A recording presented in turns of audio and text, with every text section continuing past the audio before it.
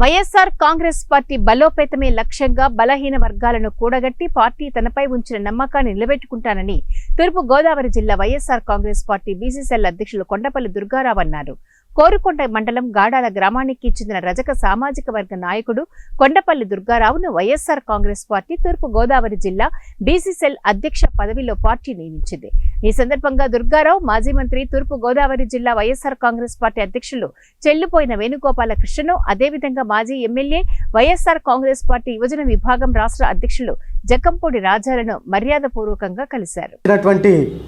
మాజీ ముఖ్యమంత్రి వర్యులు వైఎస్ జగన్మోహన్ రెడ్డి గారికి, అదేవిధంగా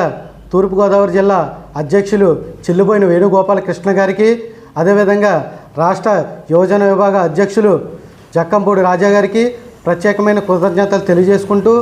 మరి ఒక కార్యకర్త నుంచి మరి ఇంత స్థానంలో పెట్టినటువంటి ముఖ్యమైన నాకు ఇంత సపోర్ట్ చేసి వెనకవతల నుండి నాకు ఇంత బాధ్యత రావడానికి కారణమైనటువంటి మన జక్కంపూడి రాజా గారికి నేను జీవితాంతకాలం రుణపడి ఉంటానని తెలియజేసుకుంటూ, మరి నాకు అప్పచెప్పినటువంటి ఈ బాధ్యత ఏదైతే ఉందో ఆ బాధ్యత నేను సక్రమంగా నిర్వహిస్తూ